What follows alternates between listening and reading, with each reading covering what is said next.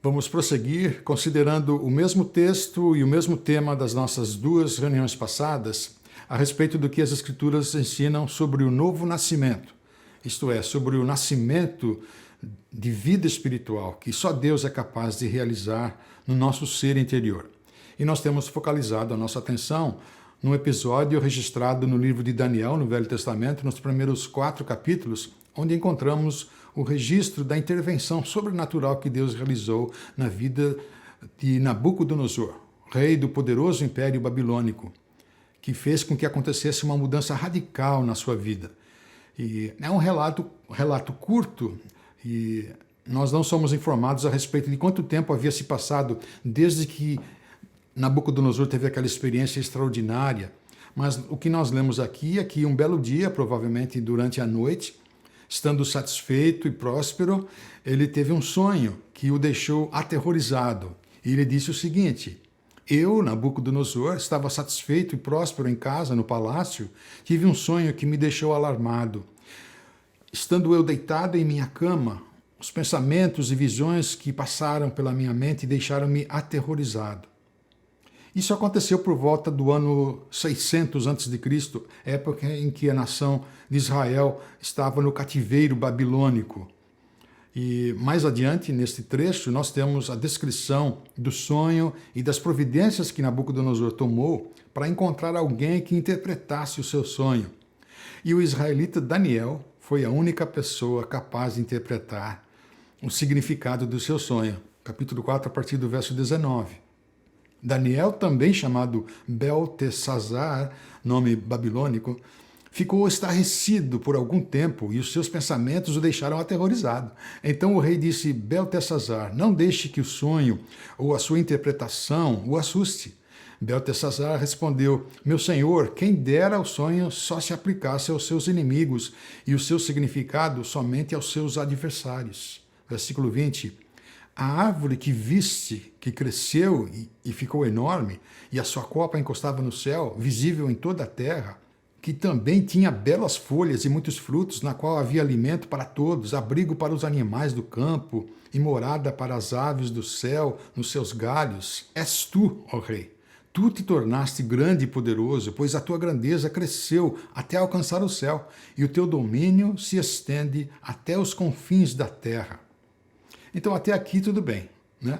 Nada de alarmante, mas é o que de agora em diante acontece é que a situação se torna aterrorizante. Verso 23. E tu, ó rei, viste também uma sentinela, o anjo que descia do céu e dizia: derrubem a árvore e destruam-na, mas deixem o toco e as suas raízes, presos com ferro e bronze. Fique ele no chão, em meio à relva do campo. Ele será molhado com o orvalho do céu e viverá com os animais selvagens até que se passem 7 tempos, 7 anos, a mesma ideia. Versículo 24. Esta é a interpretação, ó rei, e este é o decreto que o Altíssimo emitiu contra o rei, meu senhor. Tu serás expulso do meio dos seres humanos e viverás com os animais selvagens. Comerás capim como os bois e te molharás com o orvalho do céu. Passarão 7 tempos, 7 anos, até que admitas que o Altíssimo domina sobre os reinos humanos e os dá a quem ele quer. A ordem para deixar o toco da árvore com as raízes significa que o teu reino te será devolvido quando reconheceres que os céus dominam. Portanto, ó rei, aceita o meu conselho. Renuncia a teus pecados e à tua maldade, pratique a justiça e tenha compaixão dos necessitados. Talvez então continues a viver em paz. É importante observar que Daniel deixou bem claro que se tratava de um decreto da parte de Deus, do Altíssimo, e não de algo que viria a acontecer naturalmente por causa de alguma deficiência física, alguma doença ou algum tipo de síndrome mental, né? Deus estava informando Nabucodonosor a respeito de algo que aconteceria em sua vida por determinação direta do próprio Deus, por causa da sua arrogância. Durante um período, então, de 7 anos, Nabucodonosor seria expulso do meio dos demais seres humanos. Passaria a conviver e a se alimentar entre animais selvagens, até o momento em que ele viesse a reconhecer que o Deus Altíssimo é quem domina sobre tudo e sobre todos. Portanto, era uma advertência conectada diretamente à conduta de vida pecaminosa de Nabucodonosor até então. Daniel estava dizendo: é isso que vai acontecer com você como consequência do seu menosprezo pela supremacia de Deus. E de acordo com os 2 versos seguintes, a conduta pecaminosa a que Deus estava se referindo, especificamente, era a de arrogância egocêntrica de Nabucodonosor. Capítulo 5, verso 29. 12 meses depois, quando o rei estava andando no terraço do palácio real da Babilônia, disse: acaso não é esta a grande Babilônia que eu construí como capital do meu reino, com o meu enorme poder e para a glória da minha majestade? Isso estava acontecendo 1 ano depois que Daniel havia interpretado aquele sonho de Nabucodonosor. Ele deve ter ficado aterrorizado por alguns dias ou semanas, e quem sabe até mudando um pouco o seu comportamento, mas porque não houve uma transformação no seu coração, ele deve ter até se esquecido daquele sonho. Então 12 meses se passaram e ele para contemplar a grandiosidade gloriosa das suas conquistas e da sua fama. E nos versos seguintes nós lemos que as palavras ainda estavam nos seus lábios, quando veio do céu uma voz que disse: é isto que está decretado quanto a você, rei Nabucodonosor. A sua autoridade real lhe foi tirada. Você será expulso do meio dos seres humanos, viverá com os animais selvagens e comerá capim com os bois. Passarão 7 tempos até que admita que o Altíssimo domina sobre os reinos humanos e os dá a quem ele quer. Verso 33. A sentença sobre Nabucodonosor cumpriu-se imediatamente. O grau de humilhação que Nabucodonosor experimentou foi proporcional ao grau de autoglorificação da sua arrogância egocêntrica. E o restante do verso 33 diz: ele foi expulso do meio dos seres humanos e passou a comer capim com os bois. Seu corpo molhou-se com o orvalho do céu, até que os seus cabelos e pelos cresceram como penas de águia, e as suas unhas como garras de aves.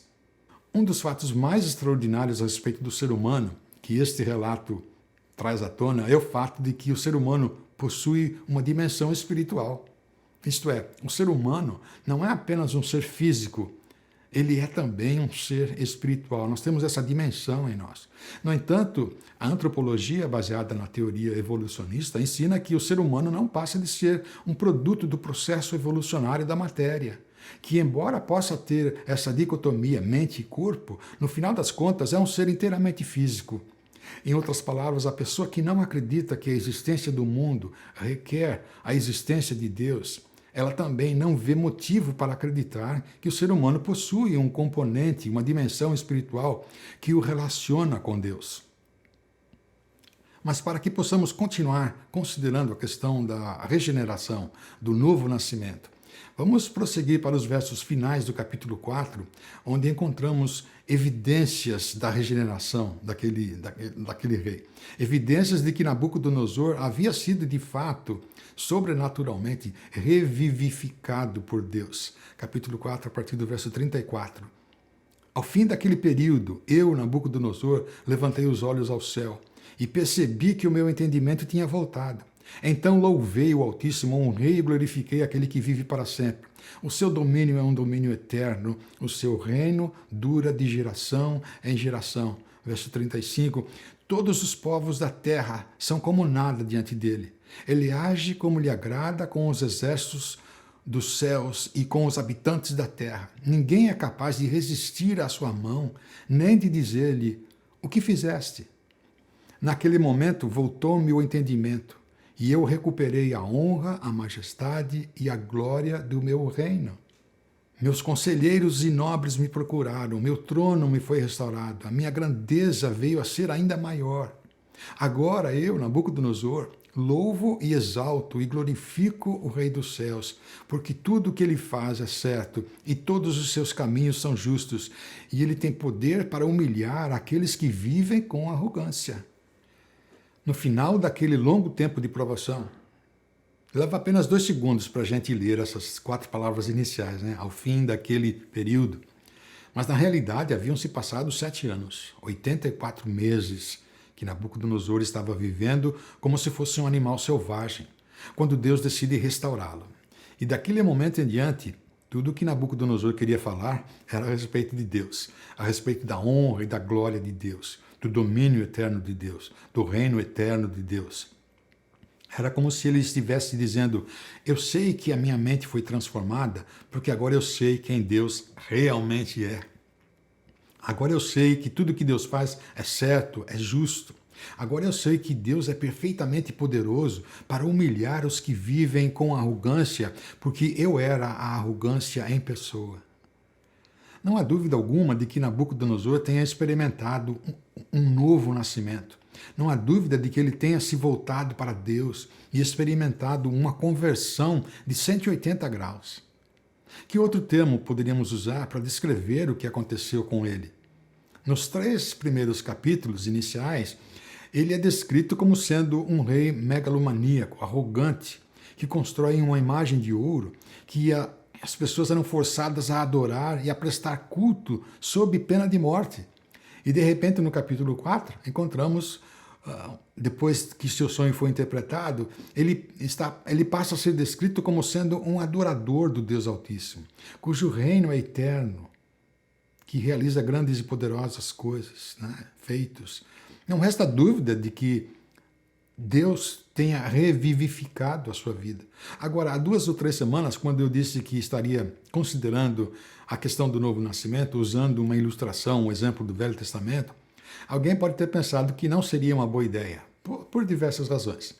Primeiramente porque, de um modo geral, nós temos a tendência de pensar que a conversão, o novo nascimento, é um conceito apenas do Novo Testamento. Ou seja, não é comum a gente ouvir mensagens e pregações a respeito de pessoas que viveram na época do Velho Testamento, antes da vinda de Cristo ao mundo, e que tiveram uma experiência de conversão a Deus. O que é bastante comum é ouvirmos mensagens a respeito da conversão de pessoas que foram confrontadas com o evangelho anunciado por Jesus, como, por exemplo, o apóstolo Paulo, na estrada de Damasco, quando até o nome dele era outro, era Saulo de Tarsis, né? Outro exemplo seria o que está registrado no livro dos Atos dos Apóstolos, no capítulo 8, da conversão do eunuco etíope, que estava lendo um trecho do profeta Isaías, mas não entendia o que lia, e um dos discípulos de Jesus, Filipe, precisou explicar para que o eunuco pudesse vir a entender e em seguida ser batizado. Ou então, o que vem à nossa mente é aquele relato extraordinário que ocorreu 50 dias após a ressurreição de Jesus, no dia de Pentecostes, quando uma multidão de pessoas que nem mesmo falavam a mesma língua tiveram uma experiência extraordinária da compreensão do poder e da graça de Deus sobre suas vidas, que as levou ao arrependimento de seus pecados, e assim passaram a fazer parte da família de Deus, do reino de Deus. Mas, de um modo geral, então, não há registro desse tipo de conversão acontecendo no Velho Testamento. Uma segunda razão é que nós pensamos em conversão no Velho Testamento mais no sentido de conversão ao judaísmo, no sentido de redenção ao povo escolhido de Deus indo para a terra que Deus havia prometido, o que de fato é uma verdade. Portanto, de um modo geral, quando nós consideramos o Velho Testamento, nós não imaginamos Deus chamando e transformando a vida dos gentios, né, dos não-judeus, como acontece diversas vezes nos relatos do Novo Testamento, porque no final das contas, como muita gente pensa, o Velho Testamento só tem a ver com a redenção do povo israelita. Será? Lembra daquela mulher Raabe, aquela estrangeira que escondeu os soldados que vieram espionar a cidade de Jericó? Lembra daquela mulher moabita chamada Ruth, com quem o israelita Boaz se casou? E aqui o exemplo de Nabucodonosor, que era um babilônico, um gentio pagão, idólatra. Mas, sem dúvida, a grande ênfase no Velho Testamento é mais sobre a nação que Deus escolheu para, através dela, abençoar todas as nações da terra. Uma terceira razão pela qual não seria uma boa ideia usar o Velho Testamento para ilustrar o Novo Nascimento é que nós não temos informações a respeito do que aconteceu na vida de Nabucodonosor após essa sua experiência tão espetacular. Não temos conhecimento do que aconteceu com a vida dele, Depois desse relato que estamos lendo aqui no capítulo 4, Nabucodonosor simplesmente ele desaparece. E fica meio difícil para a gente pensar nele como sendo uma pessoa convertida quando não chegamos a ver os frutos consequentes da sua conversão, como foi o apóstolo Paulo, por exemplo. Não temos informações sobre prováveis mudanças do seu comportamento consequentes da sua conversão. Apesar que a mesma coisa acontece com o eunuco etíope, que nós não sabemos o que aconteceu depois que ele foi batizado, né? Mas a gente não tem problema com isso. Mas talvez por ter sido uma conversão tão radical e extraordinária, eu gostaria de saber mais detalhes a respeito da vida de Nabucodonosor. Obviamente, Deus não achou que isso seria algo tão importante para ficar registrado. Então, nós só temos o registro do evento em si, né? Uma quarta razão pela qual usar uma ilustração do Velho Testamento para ilustrar o Novo Nascimento não seria uma boa ideia é porque, aparentemente, não houve mudança alguma no tratamento que o povo israelita estava recebendo no cativeiro babilônico. Nós poderíamos até deixar de lado a rapidez com que Nabucodonosor saiu de cena. Mas no capítulo seguinte, quando o rei que sucedeu Nabucodonosor, chamado Belsazar, está no trono, nós podemos pensar que seria pelo menos mencionado algum benefício, algum legado deixado pela transformação de vida que Nabucodonosor tivera, consequente da sua conversão a Deus, não é mesmo?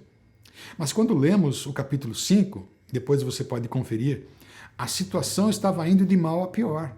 Os utensílios que Nabucodonosor havia removido do templo de Jerusalém quando ele invadiu Israel, agora estão sendo usados por esse novo rei, Belsazar, e seus convidados, para se embebedarem e louvarem os seus deuses de ouro, de prata, de bronze, de madeira e de pedra. E uma quinta razão pela qual usar uma ilustração do Velho Testamento para ilustrar a questão do novo nascimento não seria uma boa ideia, é que apesar de todos esses fatos e situações serem difíceis para compreendermos, né, conversão é o único termo apropriado para descrever a mudança radical que aconteceu na vida de Nabucodonosor. Ele nasceu de novo. Mas para concluir o que eu planejei falar hoje, né, eu quero ressaltar alguns fatos que estão presentes nestes 2 capítulos de Daniel, que servem como evidências de comprovação de que Nabucodonosor realmente experimentou um novo nascimento, um nascimento espiritual. Aquele nascer do Espírito que Jesus mencionou para Nicodemos, que temos mencionado anteriormente, né? Primeiramente, a evidência de que Nabucodonosor teve uma transformação radical na sua percepção do caráter de Deus. No capítulo 3, encontramos um Nabucodonosor idólatra, né? Megalomaníaco. Enquanto que no capítulo 4, encontramos um Nabucodonosor adorador, imerso na graça de Deus. No capítulo 3, ele decreta que todas as nações, povos e línguas se prostrem e adorem a imagem de ouro que ele mandou esculpir. Enquanto que no capítulo 4, ele testemunha dos sinais, das maravilhas que o Deus Altíssimo realizou em seu favor. No capítulo 3, Nabucodonosor se coloca acima de Deus, ameaçando de morte os que desobedecessem o seu decreto para que adorassem a sua estátua de ouro. Se vocês se dispuserem a prostrar-se em terra e a adorar a imagem que eu fiz, será melhor para vocês. Mas se não a adorarem, serão imediatamente atirados numa fornalha em chamas, e que Deus poderá livrá-los das minhas mãos. Ele estava falando com os amigos de Daniel, né? Mas pouco tempo depois, no capítulo 4, Nabucodonosor, ele está fazendo uma proclamação de louvor e exaltação a Deus. Capítulo 4, verso 37. Agora eu, Nabucodonosor, louvo e exalto e glorifico o Rei dos céus, porque tudo o que ele faz é certo e todos os seus caminhos são justos, e ele tem poder para humilhar aqueles que vivem com arrogância. Esta transformação radical de mente e de coração é uma forte evidência de ter acontecido um novo nascimento, um nascer espiritual. Uma outra evidência de que Nabucodonosor nasceu de novo, de que ele foi revivificado por Deus, pode ser observada no fato que suas palavras de louvor e adoração possuem basicamente o mesmo conteúdo da primeira parte da oração que o Senhor Jesus ensinou aos seus discípulos, que chamamos de oração do Pai Nosso, né? É a parte em que somos ensinados a focalizar a nossa atenção em quem Deus é, antes de lhe apresentar os nossos pedidos. Observe a semelhança entre Mateus 9 e Daniel 4. Jesus diz, Pai nosso que estás nos céus. Nabucodonosor diz, levantei os olhos ao céu e então louvei o Altíssimo. Jesus diz, santificado seja o teu nome. Nabucodonosor diz, honrei e glorifiquei aquele que vive para sempre. Jesus disse, venha o teu reino. Nabucodonosor diz, o seu domínio é um domínio eterno e o seu reino dura de geração em geração. Jesus diz, seja feita a tua vontade, assim na terra como no céu. Nabucodonosor diz, ele age como lhe agrada com os exércitos dos céus e com os habitantes da terra. Não é interessante? Podemos dizer que Nabucodonosor recitou a oração do Pai Nosso antes mesmo que a oração do Pai Nosso se tornasse a oração do Pai Nosso. Isso me fez lembrar das palavras do apóstolo Paulo na sua carta aos Coríntios, onde ele diz, eu lhes afirmo que ninguém que fala pelo Espírito de Deus diz Jesus seja amaldiçoado, assim como ninguém pode dizer Jesus é Senhor, a não ser pelo Espírito Santo. Nabucodonosor não poderia ter feito aquelas declarações se ele não tivesse nascido de novo, se ele não tivesse realmente tido uma conversão, revivificado espiritualmente falando. E uma terceira evidência de que Nabucodonosor foi sobrenaturalmente revivificado é a sua atitude de arrependimento. O arrependimento sincero é um ingrediente essencial, imprescindível do novo nascimento. Não foi mera coincidência que arrependimento foi exatamente a mensagem que o Senhor Jesus e seus apóstolos anunciavam constantemente.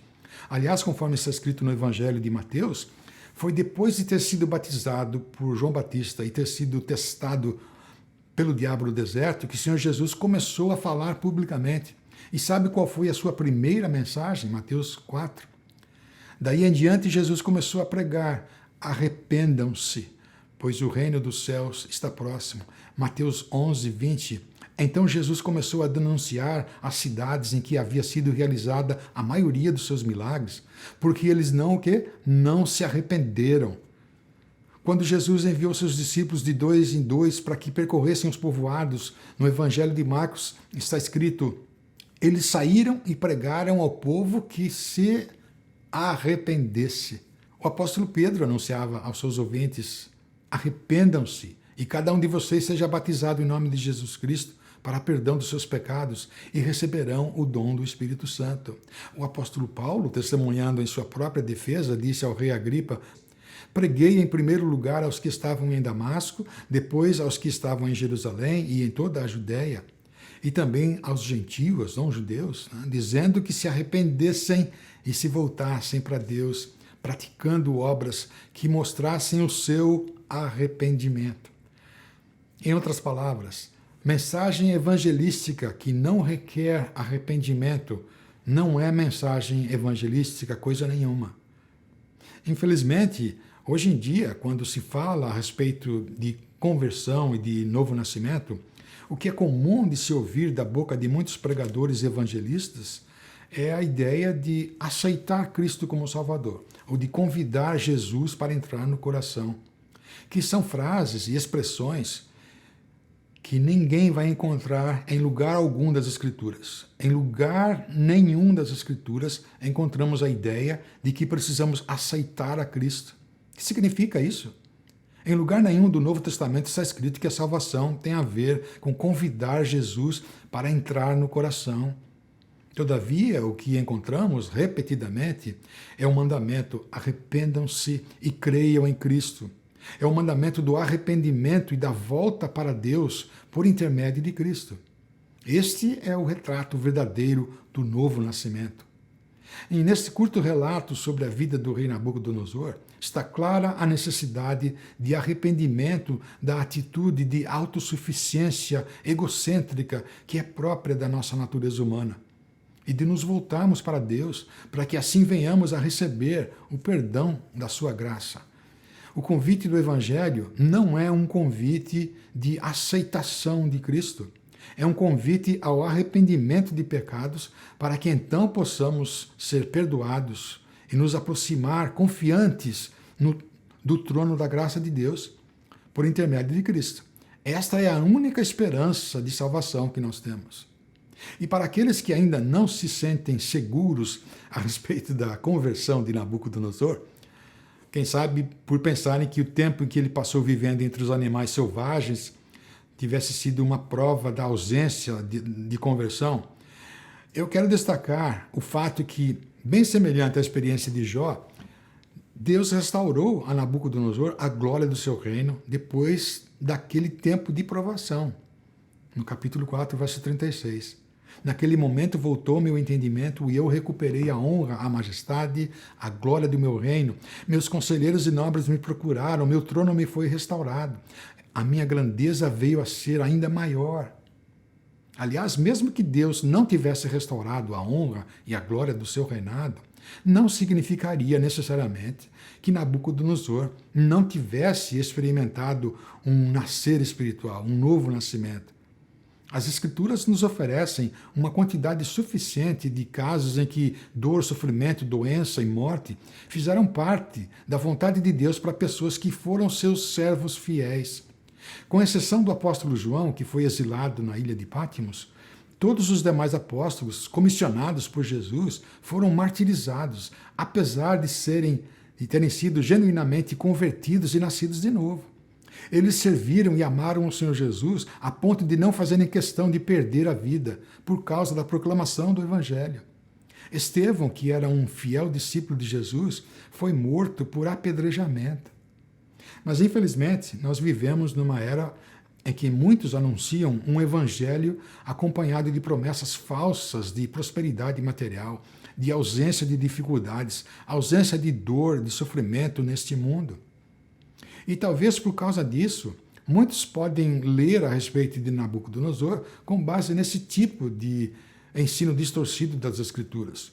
Mas apesar de não termos maiores detalhes a respeito do restante da vida de Nabucodonosor, nós temos este testemunho do próprio Nabucodonosor a respeito da restauração extraordinária que Deus lhe concedeu e que colocou nos seus lábios um hino de louvor e adoração a Deus, que é o que ele disse.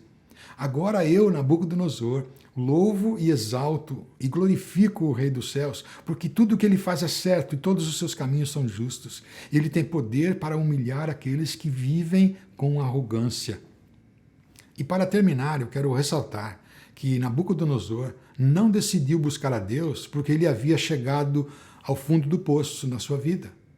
Essa é uma expressão usada, que é usada em aconselhamento e terapia de pessoas que lutam, por exemplo, contra certos vícios, comportamentos que são prejudiciais à saúde. É comum a gente dizer, tal pessoa ela só vai resolver mudar quando chegar no fundo do poço, né? Quando não tiver mais outra saída. Mas esse não é um princípio bíblico. Deus não precisa fazer com que as pessoas cheguem ao fundo do poço para conseguir ajudá-las. E muito menos é necessário que pessoas cheguem ao fundo do poço para que decidam buscar a Deus. Especialmente porque a nossa natureza humana, moralmente falida, a nossa natureza é incapaz de determinar quando é que realmente chegamos ao fundo do poço, não é? O que aconteceu com Nabucodonosor foi simplesmente uma intervenção sobrenatural da graça de Deus, porque Nabucodonosor não reconhecia a necessidade de Deus na sua vida. Muito pelo contrário, ele se considerava mais poderoso do que Deus. Ele era tão poderoso e bem-sucedido que ele se achava digno de ser adorado e que o seu reinado iria durar para sempre. E um aspecto que eu acho incrível na conversão e restauração de Nabucodonosor é que Deus não precisou usar a sua capacidade mental e intelectual. Deus não tentou convencer Nabucodonosor a usar a sua habilidade de raciocínio para ponderar e avaliar o que Deus estava fazendo na vida dele, né? A intervenção de Deus foi totalmente independente da ajuda ou cooperação racional de Nabucodonosor. Aliás, durante aqueles 7 anos, tudo que a mente de Nabucodonosor conseguia pensar era comer mato, capim, né? Ou seja lá o que for que animais selvagens costumam comer para sobreviver. Isto é, a capacidade de raciocínio de Nabucodonosor estava completamente inerte, inoperante. A linguagem que o apóstolo Paulo usou na carta aos Efésios para descrever a condição espiritual da raça humana era exatamente a condição em que Nabucodonosor se encontrava. Efésios capítulo 2, já temos lido.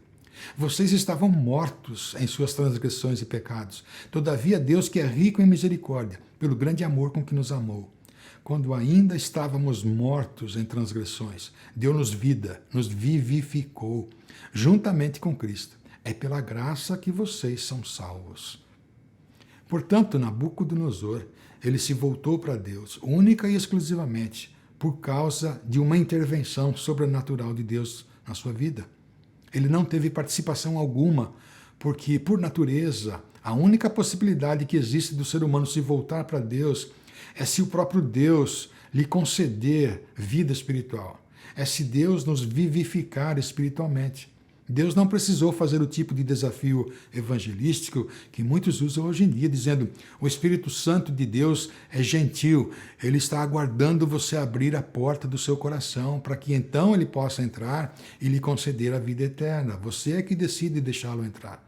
A realidade é que isso não passa de ser uma interpretação equivocada, descontextualizada das duras palavras de exortação que o Senhor Jesus proferiu a respeito da condição espiritual em que se encontrava a igreja de Laodiceia, conforme está escrito no livro do Apocalipse, escrito por João, que diz: eis que estou à porta e bato, se alguém ouvir a minha voz e abrir a porta, entrarei e cearei com ele e ele comigo.